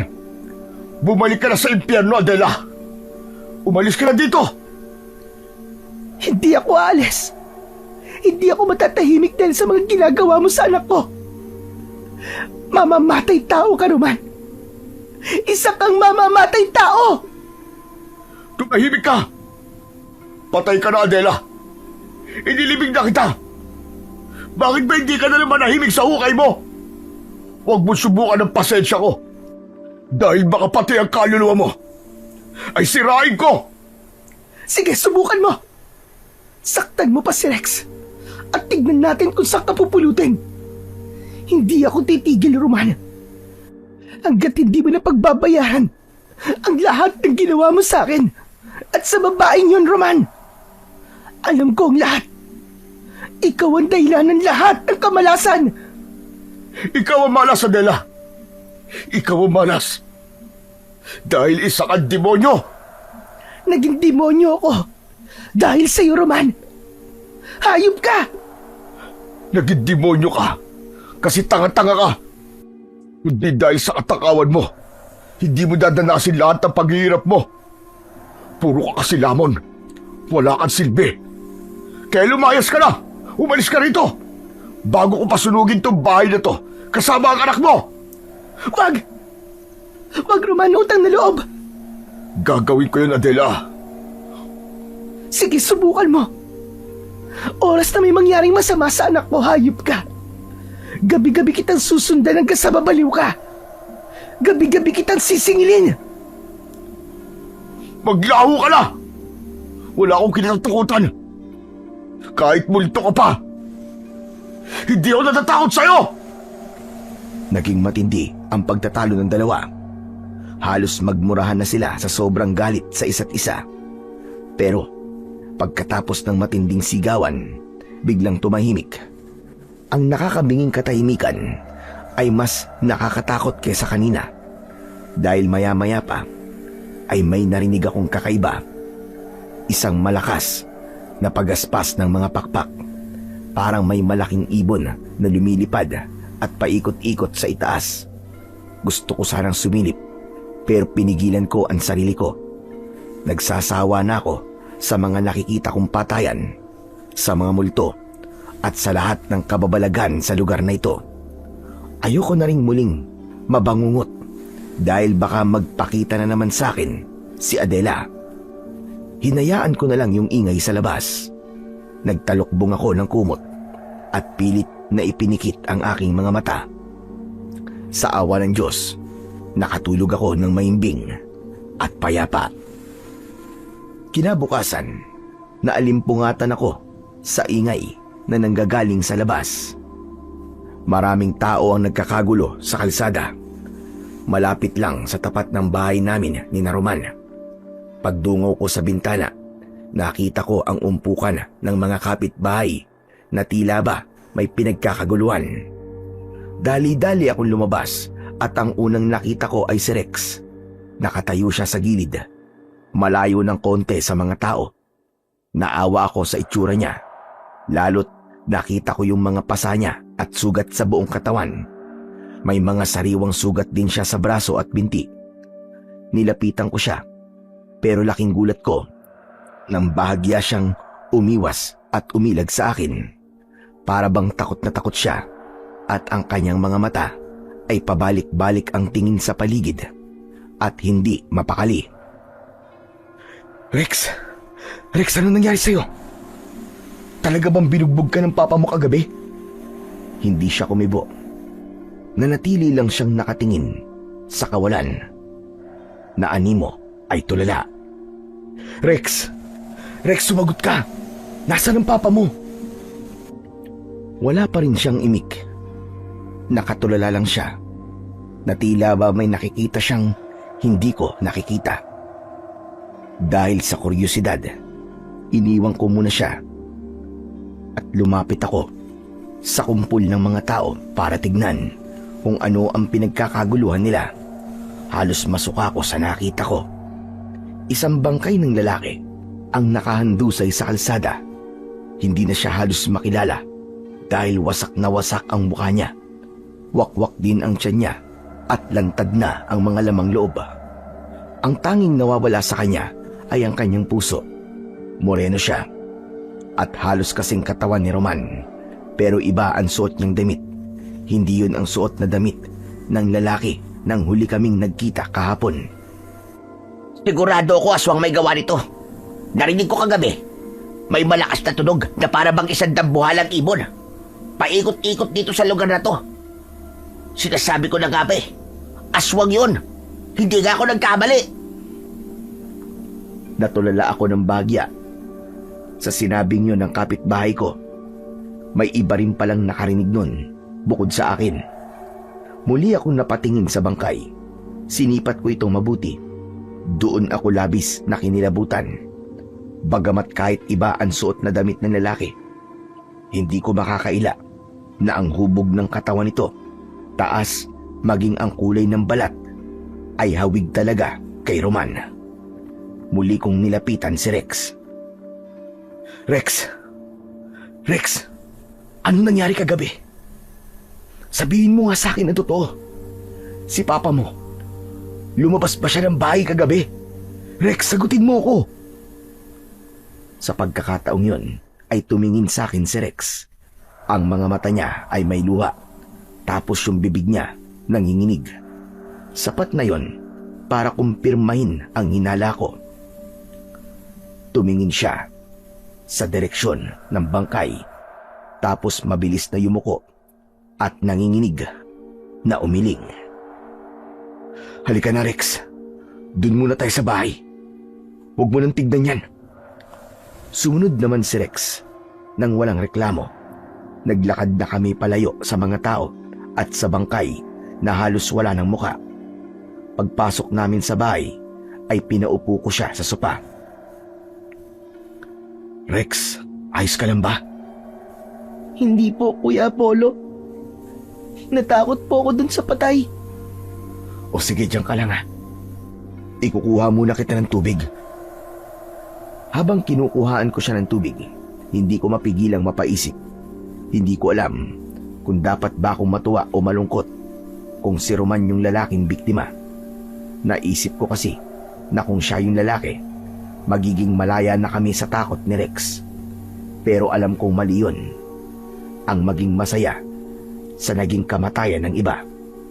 Hindi kabayaran ang karumal-dumal na kamatayan para sa lahat ng pinatay niya at sa paghihirap ni Adela. Naglakad na ako papunta uli kay Rex. Nakita ko siyang nakaupo, yakap-yakap ang sarili niyang mga binti.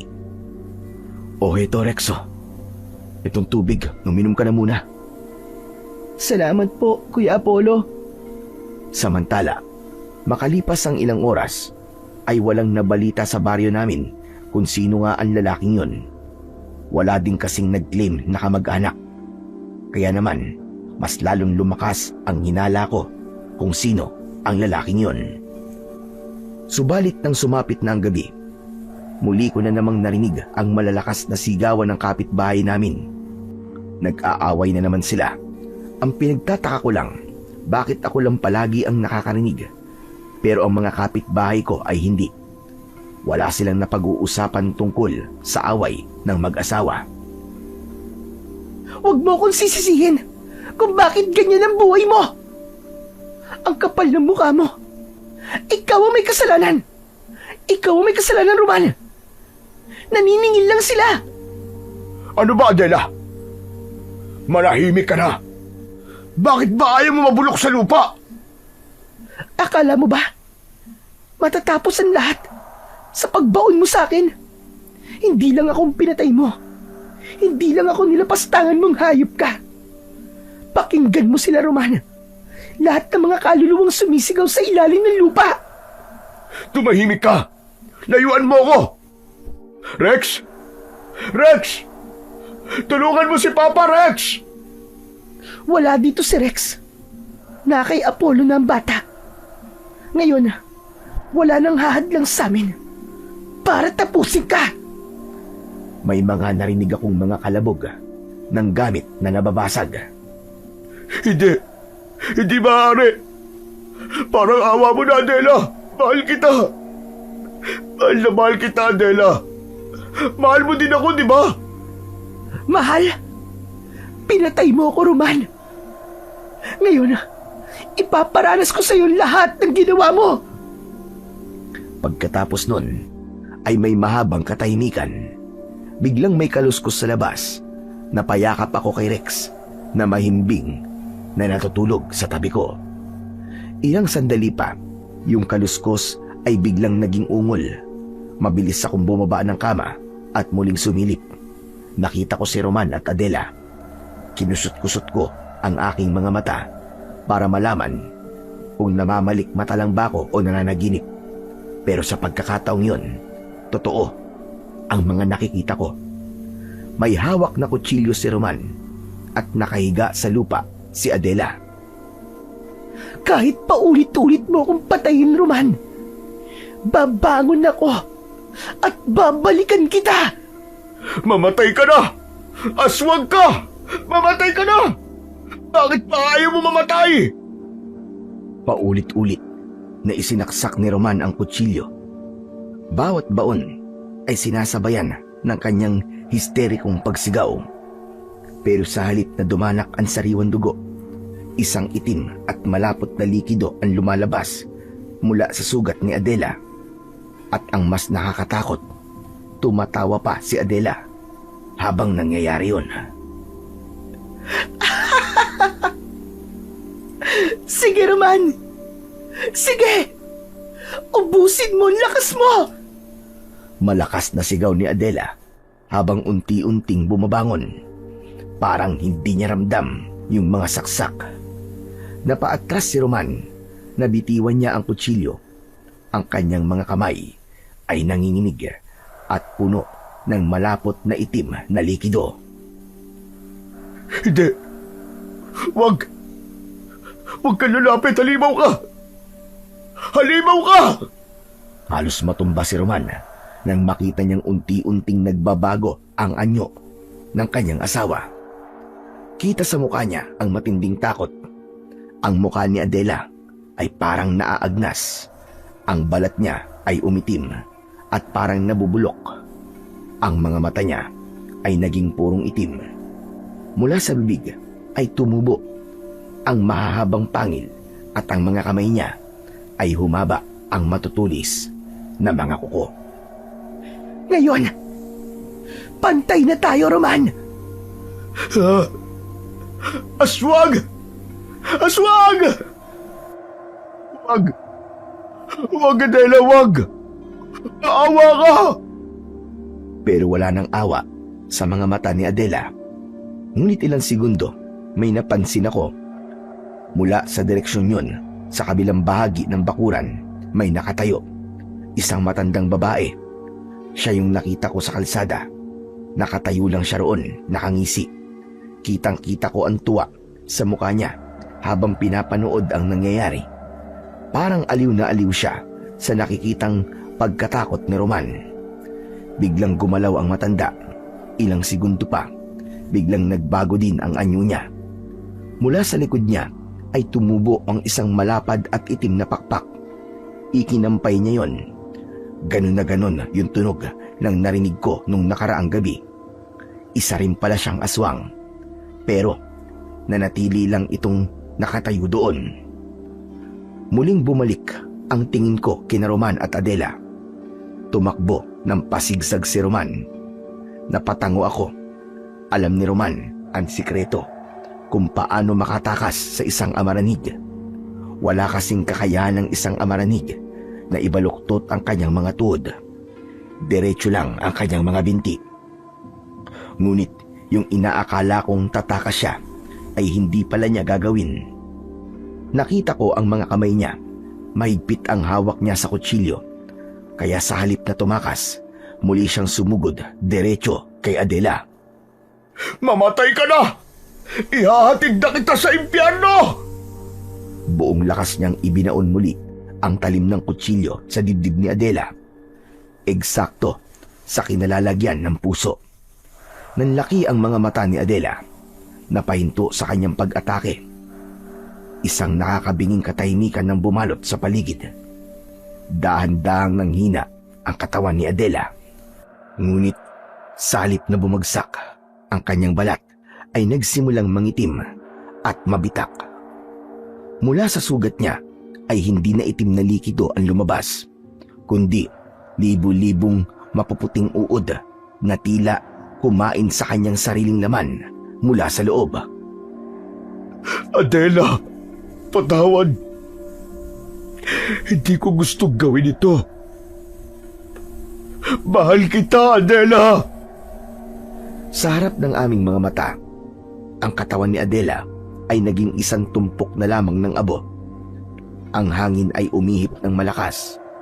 Tinangay ang mga abo nito hanggang sa wala nang natira. Panay ang iyak ni Roman. Doon ko napagtanto na marahil ay matagal nang alam ni Roman ang tungkol sa tunay na kalagayan ni Adela, na isa itong aswang na amaranig. Agad akong lumabas ng bahay at tinawag siya dahil alam kong may isa pang nilalang na nagmamasid sa kanya mula sa dilim. Hindi pa tapos ang gabi. Roman! Roman, tumayo ka dyan! Hindi ka paligtas! Wala na. Wala na si Adela. Tapos na lahat. Hindi pa, Roman. Hindi pa tapos. Bilisan mo. May isa pang aswang na naghihintay na manghina ka. Kaya't bilisan mo na. Sa gitna ng aming pag-uusap, isang malakas na kaluskos ang narinig namin mula sa bubungan ng bahay. Hindi ito tunog ng hayop. Tunog ito ng matatalas na kuko na kumakaskas sa yero. Mabagal at para bang nanunukso. Hindi maaari! Biglang bumaba mula sa bubong ang nilalang na para bang isang higanting ibon. Ngunit pagbaba nito sa lupa, bumalik ito sa anyo ng isang tao. Nanlaki ang mga mata ni Roman nang makilala ang matandang babae. Ikaw? Anong ginagawa mo dito?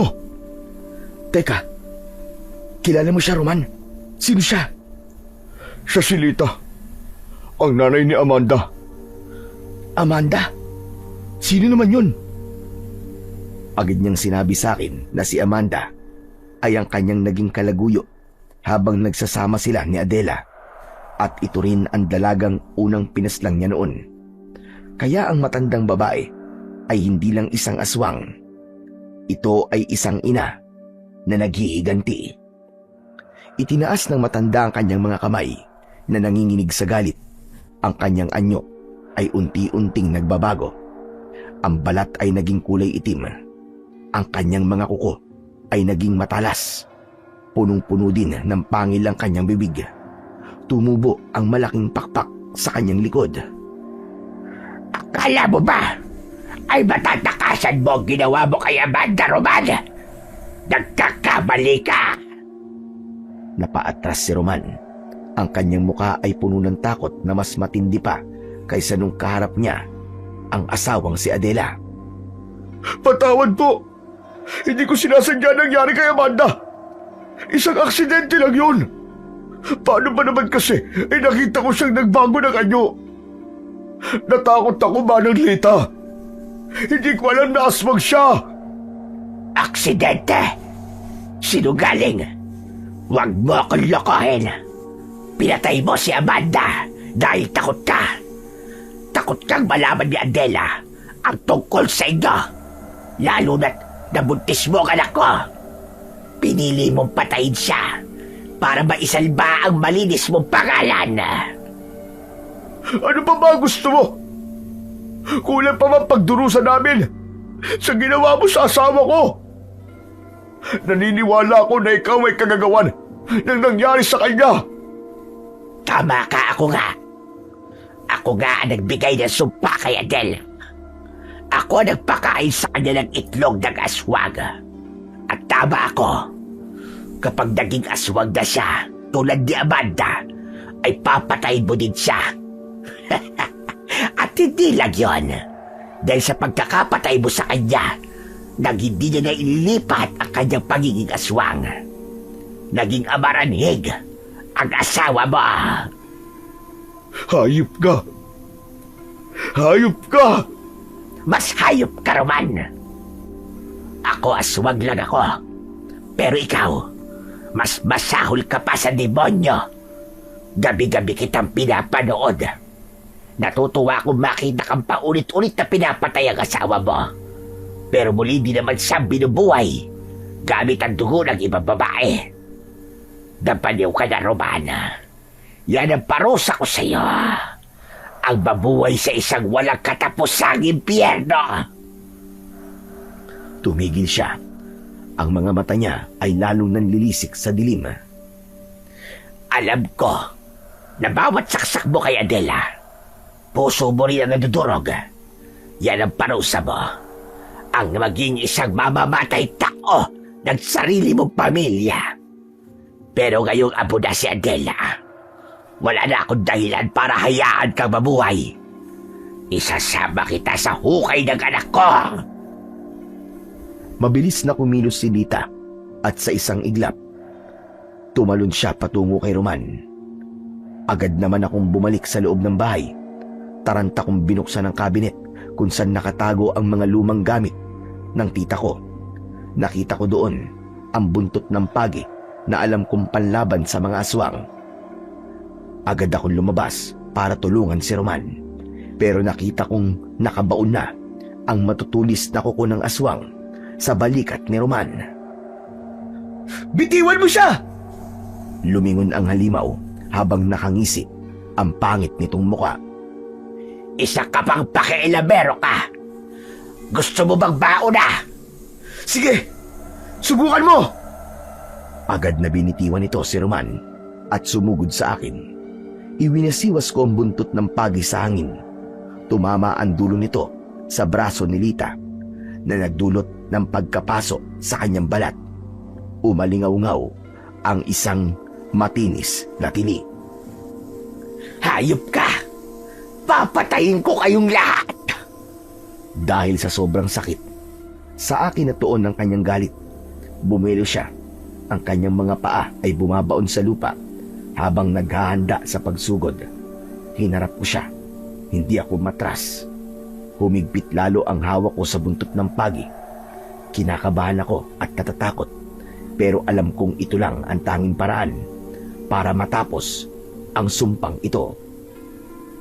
Sa muling pagsugod sa akin ng aswang, muli kong iwinasiwas ang buntot ng pagi at tumama ito sa dibdib at braso niya. Hanggang maya-maya pa ay namilipit na siya sa lupa. Hayop kang aswang ka! Katapusan mo na! Itinaas ko ang aking mga kamay para sa huling hagupit na tatapos sa kanya. Pero biglang bumukas ang pinto ng bahay ko. Papa! Kuya Apollo! Bakit po maingay? Natigilan kaming lahat. Lumabas si Rex. Kukurap-kurap ang mga mata niya. Napapitlag si Lita sa bata. Kahit may mga sugat sa kanyang katawan, nagawa niyang ngumiti ng nakapangingilabot. Rex! Pumasok ka sa loob ng bahay! Dalian mo! Ano po yun, Papa? Mas lalo pang lumabas ang bata. Huli na nang maintindihan ng bata ang sinabi ng kanyang papa. Nakalapit na si Lita sa kanya. Nagawa nitong mablot ang paa ng bata dahilan upang matumba si Rex. Umiyak ito.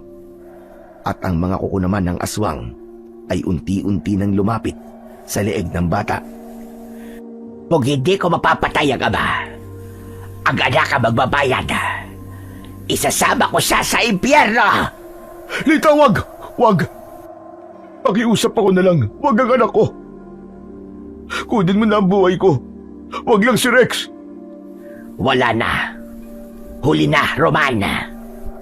Sa sandaling yun, parang bumagal ang oras. Nakita ko ang desperasyon sa muka ni Roman. Hindi niya ininda ang sugat niya. Sa isang iglap, buong puwersa siyang tumalon at niyakap ang anak. Itinalikod ang sarili kay Lita upang siya ang sumalo sa atake. Rex! Rex, tumakbo ka na! Hinawakan ni Roman ang kamay na nakabaon sa kanyang katawan. Hindi agad nahugot ni Lita ang kanyang kamay hanggang sa tumingin sa akin si Roman.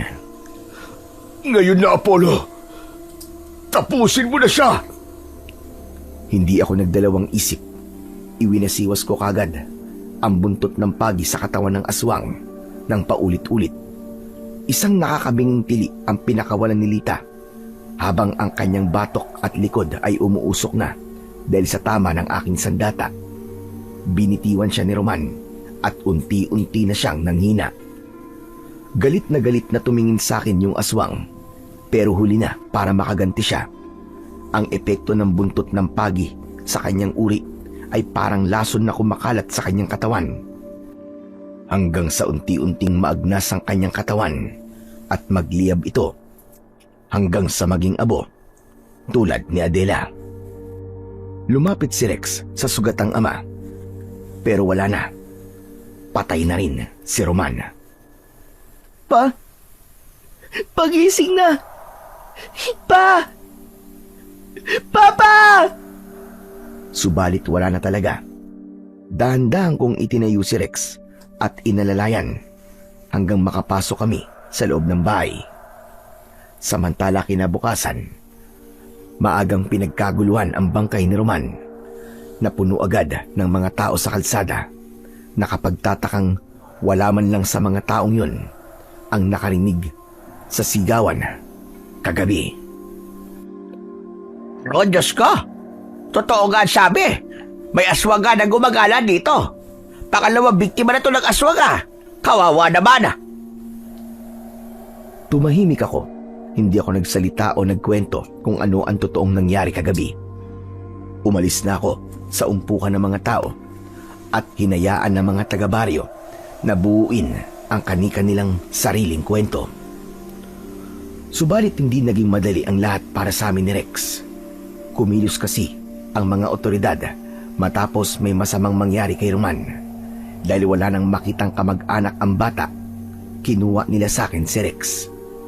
Huminto ang isang puting sasakyan sa harap ng bahay ko at kinausap ako ng isang kinatawan mula sa DSWD. Wala akong magawa, lalo na't wala naman akong karapatan para angkinin ang custody ng paslit. Kuya, aalis na po ako. Sorry wala akong magagawa eh. Sumama ka na muna sa kanila. Pero nangangako ko sa'yo, gagawin ko ang lahat para mabawi ka. Ako mag-aalaga sa'yo. Salamat po, Kuya Apollo. Naniniwala po ako sa inyo. Maghihintay po ako. Hihintayin ko po kayo. Yumakap ang bata ng maigpit sa akin bago siya tuluyang isinakay sa sasakyan. Kumaway siya habang dahan-dahang lumalayo. Naiwan ako na nakatayo sa pintuan at sa pagkakataong yun, nangako ako sa sarili ko na lalabanan ko ang sakit. Magpapagaling ako para kay Rex. Balang araw, matutupad ko ang pangako ko sa kanya dahil alam ko, hihintayin niya ako. Parehas kaming magpapagaling at parehas na makakalimutan ang mga bangungot na pinagdaanan namin. Hanggang dito na lamang po ang kwento ko. Sana po ay may natutunan kayo at maraming salamat po sa inyong pakikinig.